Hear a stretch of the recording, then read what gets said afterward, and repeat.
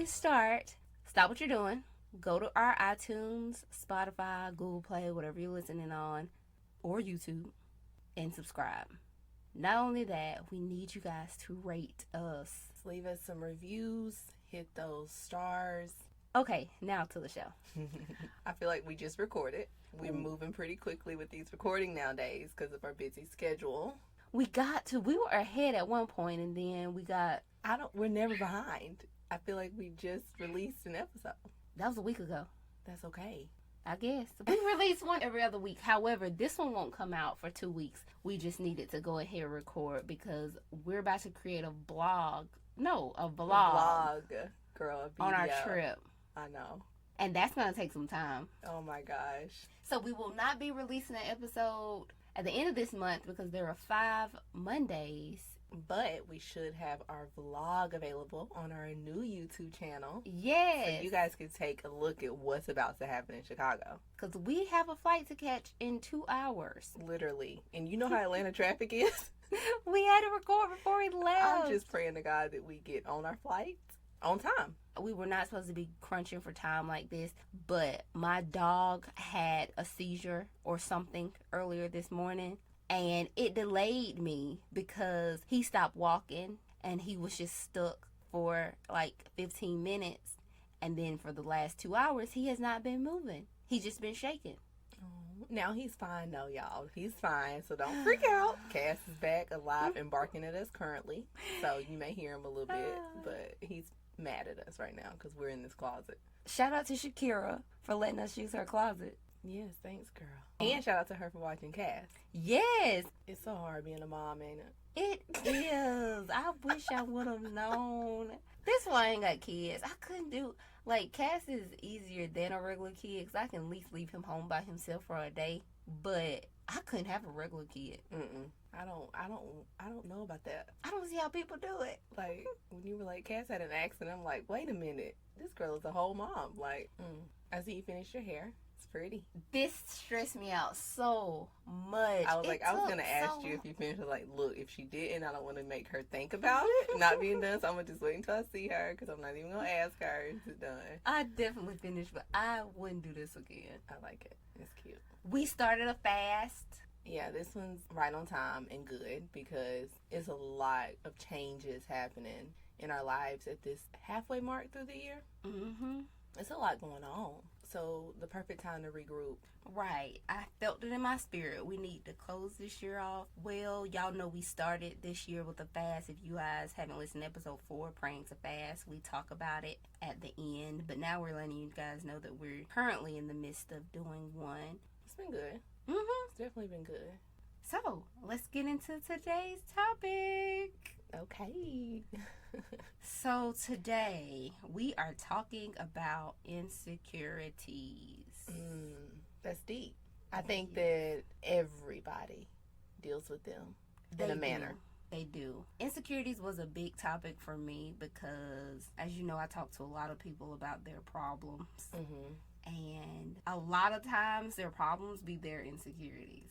Like how they make up stuff in their head that's not necessarily true. And those imaginary thoughts are stemmed from insecurities. Yeah, that's big. I dealt with it more before I found God. Right. I think now it's like I know where that's coming from. This is not a me versus the world. This is a me versus me. Yeah. So when you can kind of accept that it's you versus you, right, you work through those insecurities without projecting them on everybody else. Right. So I think that that's the biggest thing for most people is that they really have to understand that the world is not out to get you. You are fighting something within yourself. If you can deal with it and deal with it with yourself, I think you can navigate through it more. Right, right. One of the biggest areas of insecurity that I've noticed in people is comparison, especially with social media being as big as it is. If you spend a lot of time comparing yourself to other people, you are nurturing your insecurities. You are causing more insecurities when it's not necessary. It's definitely not. I've never really had a comparison issue with my insecurities. I think when I was younger, I would say with Danica when we lived together. I think I did that more with her because it was like I was living with her and her mom would get her stuff and I wouldn't have things. So I would find myself comparing myself to her a lot. But as far as other people, I've never really had an issue with comparing because I already know I do what I want to do. You know, I definitely maneuver that way. But now I've learned that you can look at other people and admire them. You can be inspired by others without comparing yourself. And I think that's the biggest difference that most people don't understand. Like, I can look at some girls and I'm like, oh my God, I love her shoes. Like, I need to figure out where she got those shoes. It's not that I'm comparing myself to her. I'm actually somewhat inspired by what she has and may want to go out and find them myself, you know? Right. I don't have that issue either because I'm in my own lane. Right. You know, I like to stay in my own lane. But there are times where certain things creep up on you where it's like, I know for me, I started off wanting to go into television and radio. But at some point, I realized working for other people just wasn't my thing, and I just didn't want to do it. However, when I see young people in television or radio, sometimes I do feel some type of way because I'm like, darn, that could have been me. But then I have to remind myself, no, it could not have been you because you wouldn't be doing that. You would not be standing out in the rain. I guess you could say, yeah.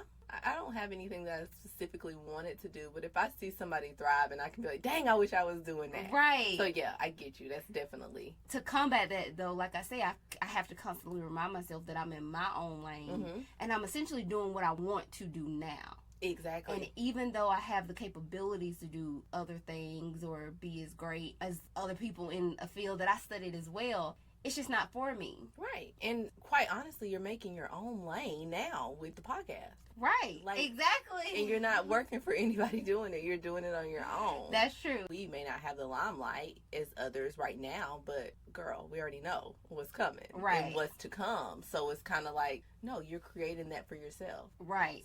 So that's the only thing that comes to mind when it comes to me and insecurities. I don't even know to consider that an insecurity, but I know when it comes to comparisons, I'm like, darn, I could do that, but it's really not my lane. Or like, I could have went back and got my master's, but I know I don't want to go get my master's. Right. You struggle with congratulations to you.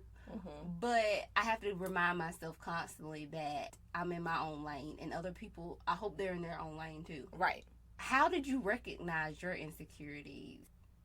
When I think of insecurities, for me personally, it's always within me, mostly with my body, mostly with how I'm looking. You know, I find insecurities in that way. So I'm always beating myself up about it. But what I learned through a lot of books I've read is to journal and reverse that. Write down all the things that you love about yourself, that I love about my body. So now I appreciate those things before I start immediately going to all the things I don't like. You know, so like if I get dressed, I'm like, man, I love this on me, or I'm loving the way my legs are in this, or the way my arms are, the way my hair looks, or the way, you know, like my lips or whatever, so that I don't really focus on all of those other insecurities that I might think of. Because I feel like those are where all of mine stem from, is really just me. Like, dang, what made you catch them? What made you, because, you know, there are some people who sit in that. They'll talk bad about themselves all day. It was just self-care, self-development, reading, like talking to other people, like self-awareness. I had a counselor at one point, remember?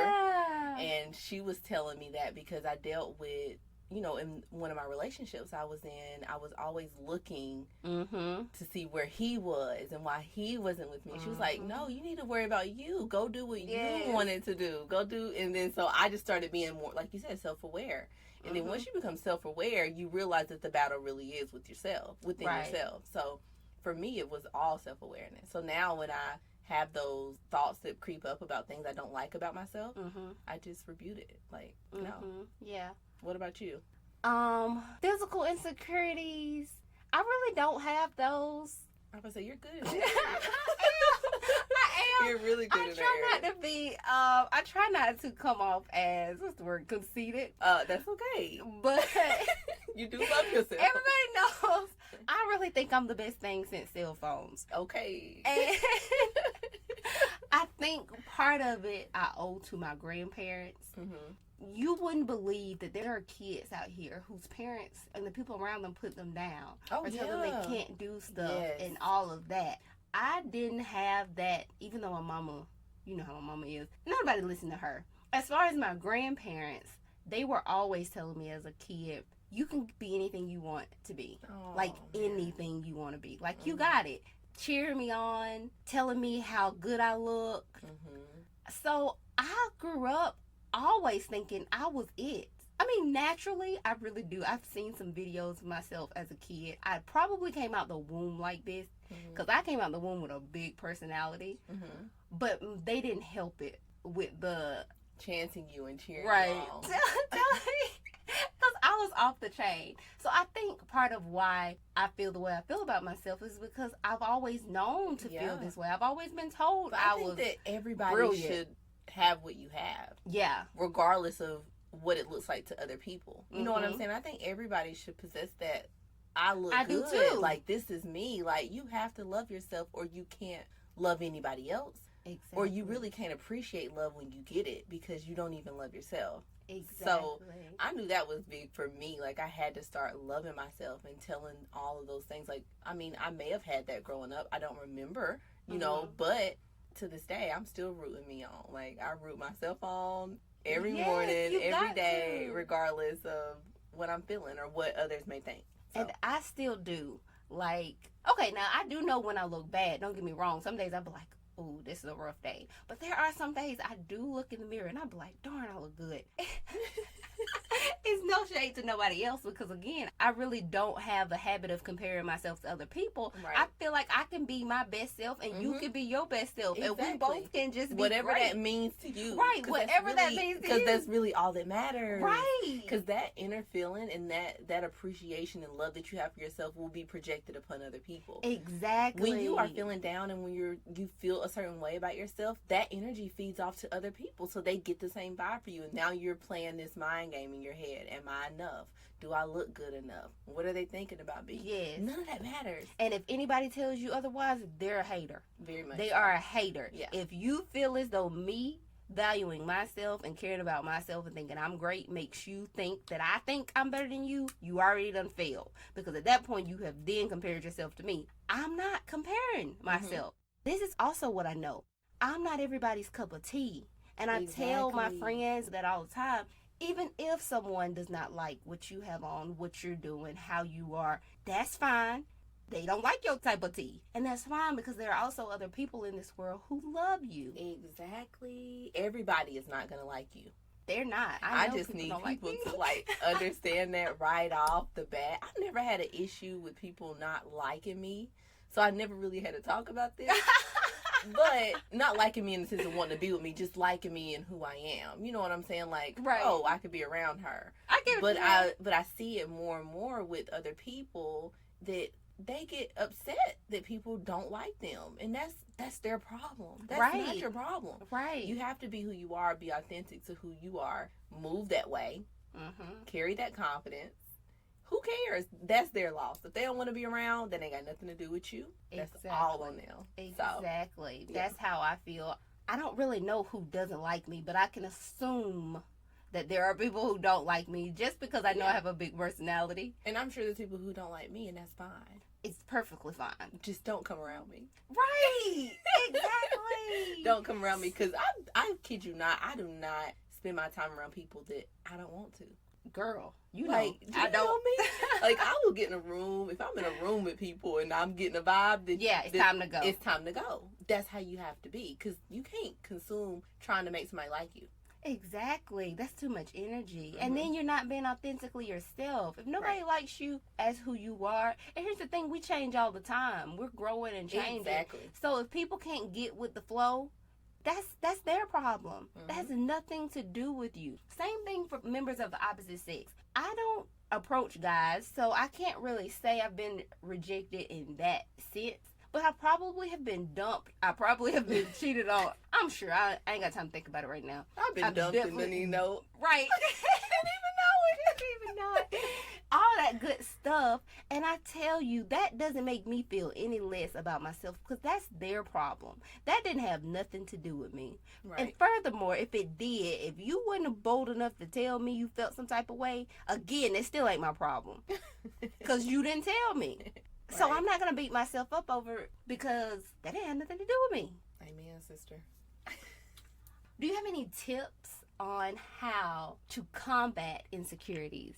I think with me, like I said, I journaled because I knew that insecurities with me were my body. Mm-hmm. So I started journaling all the things that I loved about myself. So I think actually journaling those things that you love and making those your main thoughts and concerns when the insecurities pop up. So when you're thinking like, oh, I look fat today, no. Think of something that you love about yourself. You know what I'm saying? And that can kind of get you back on board. Right. I combat my insecurities, I guess, when thoughts pop up in my head, like, darn, why am I not doing that when I know I could? I remind myself that I am exactly where I'm supposed to be right now, and I am doing exactly what I want to do. And here's the thing, I can't do everything. So I can't be on television doing my podcast and working for myself. I can't do all those things. So I have to remind myself that just because an idea comes into my head, that doesn't mean I need to be doing it. Right. So don't beat myself up on it because I'm not doing it. Right. And yeah, y'all, we got to catch this flight. So we out. Yeah.